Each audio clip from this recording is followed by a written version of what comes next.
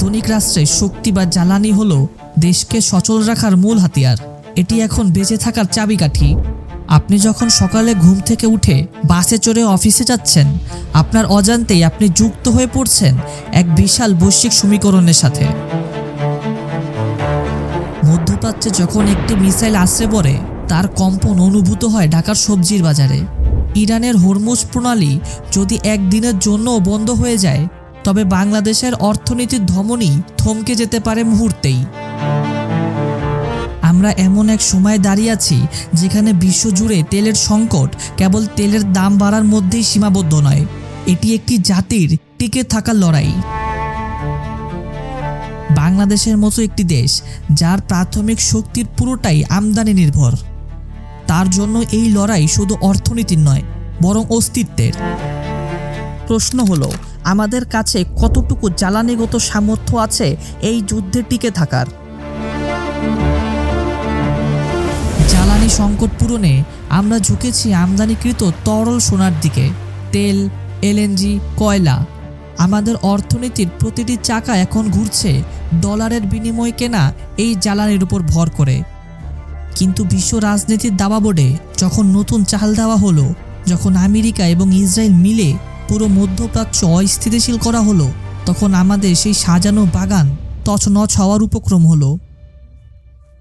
Russia Ukraine যুদ্ধের রেশ কাটতে না কাটতেই মধ্যপ্রাচ্য, যা পৃথিবীর তেলের ধমনী হিসেবে পরিচিত, সেখানে অস্থিরতার আগুন দাউ দাউ করে জ্বলে উঠল। ইরান এবং ইসরায়েলের মধ্যকার সংঘাত আর কেবল আঞ্চলিক বিবাদ রইল না, এটি পরিণত হলো এক বৈশ্বিক স্নায়ুযুদ্ধে। হরমুজ প্রণালী, পারস্য উপসাগরের প্রবেশদ্বার, যা বিশ্ব অর্থনীতির লাইফলাইন হিসেবে পরিচিত। প্রশ্ন উঠতে পারে, হরমুজ প্রণালী কি? হরমুজ প্রণালী হলো পারস্য উপসাগরকে ওমান সাগর এবং আরব সাগরের সাথে যুক্তকারী একমাত্র জলপথ, যার একদিকে রয়েছে ইরান আর অন্যদিকে রয়েছে ওমান ও সংযুক্ত আরব আমিরাত।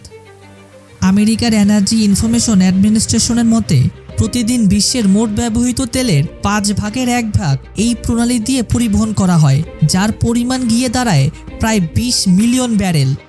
একই সাথে বৃহৎ এলএনজি রপ্তানিকারক দেশ কাতারের প্রায় সমস্ত গ্যাস এই পথে যায়। তবে ভয়ঙ্কর ব্যাপার হচ্ছে, এই প্রণালীর কার্যকর কোনো বিকল্প নেই। সুতরাং বোঝাই যাচ্ছে, হরমুজ প্রণালী বিশ্বের অর্থনীতির ধমনীর মতো। আন্তর্জাতিক জ্বালানি বিশ্লেষকরা যাকে বলেন চোক পয়েন্ট বা শ্বাসরোধকারী বিন্দু, ঠিক সেই মুহূর্তে বাংলাদেশে ঘটে গেল এক নীরব বিপর্যয়। ডলার সংকট, ব্যাংকের ডলার নেই, সাগরে তেল নিয়ে মাদার ভেসেল বা বিশাল জাহাজ ভাসছে দিনের পর দিন, কিন্তু সেই তেল খালাস করার অর্থ নেই। বিদ্যুৎ কেন্দ্রগুলো ধুঁকছে, লোডশেডিং ফিরে আসতে চলেছে দানবীয় মূর্তিতে। বিশ্ববাজারে তেলের দাম যখন আকাশ ছোঁয়া, তখন আমাদের পকেট প্রায় শূন্য। এই সেই মুহূর্ত যখন আমরা হারিম করা সত্যটা বুঝতে পারলাম, পরনির্ভরশীলতার কি চরম মূল্য দিতে হয়।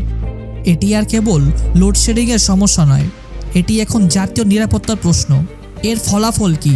আমরা দেখব শহরে লোডশেডিং, পেট্রোল পাম্পে ডিজেলের জন্য ট্রাকের দীর্ঘ লাইন। কিন্তু এর গভীরে ঢুকলে আমরা দেখতে পাবো আরও এক ভয়াবহ চিত্র। শিল্প কারখানার উৎপাদন ব্যাহত হবে মারাত্মকভাবে। শহরের বাতাসের কথা বাদ দিন, গ্রামের সেচ পাম্পগুলো চলে ডিজেলে।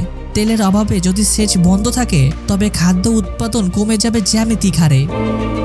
পরিবহন খরচ বেড়ে যাওয়ায় চাল, ডাল, তেলের দাম এখন সাধারণ মানুষের নাগালের বাইরে। মধ্যবিত্তের সঞ্চয় গলে যাচ্ছে মোমের মতো। একটি দেশের অর্থনীতি যখন জ্বালানি সংকটের ভিতরে আটকা পড়ে, তখন তা কেবল সংখ্যা বা জিডিপি গ্রাফের পতন নয়, এটি একটি সামাজিক অস্থিরতার পূর্বাভাস। বাংলাদেশের সরকারি হাসপাতালগুলোতে জেনারেটরের তেল ফুরিয়ে গেলে কি হবে, সেই কল্পনাও আমাদেরকে শিউরে তোলে। বিশ্ব এখন বিকল্প শক্তির উৎস হিসেবে সবুজ শক্তির দিকে ঝুঁকছে। তারা সূর্য আর বাতাস থেকে শক্তি নিচ্ছে, কিন্তু আমাদের অবকাঠামো এখনও জীবাশ্ম জ্বালানির ওপর পুরোপুরি নির্ভরশীল। আমরা যখন মেগা প্রজেক্টের আলোয় চোখ ধাঁধিয়ে আছি, তখন সেই প্রজেক্টগুলো সচল রাখার রক্ত, অর্থাৎ জ্বালানি সরবরাহের কোনো দীর্ঘমেয়াদী নিশ্চয়তা নেই। বিশ্বজুড়ে তেলের রাজনীতি আমাদের প্রতিদিন শিখিয়ে দিচ্ছে, নিজের পায়ে না দাঁড়ালে বিশ্বমঞ্চে করুণার পাত্র হওয়া ছাড়া আর কোনো উপায় থাকে না। ইরান যদি হরমুজ প্রণালী বন্ধ করে দেয়, কাল থেকে আমাদের পাম্পগুলোতে তেল থাকবে না, আমাদের চাকা ঘুরবে না, আমাদের জীবন স্থবির হয়ে যাবে। যদি বিশ্ববাজারে তেলের প্রবাহে বড় কোনো বাধা আসে, যদি মধ্যপ্রাচ্যের আকাশে যুদ্ধের মেঘ আরও ঘনীভূত হয়, তবে আমাদের পরিণতি কি হবে? অন্ধকার নেমে আসার আগেই কি আমরা আলোর সন্ধান পাব, নাকি ইতিহাসের পাতায় আমরা এমন এক জাতি হিসেবে চিহ্নিত হব যারা সব জেনেও চোখ বন্ধ করেছিল?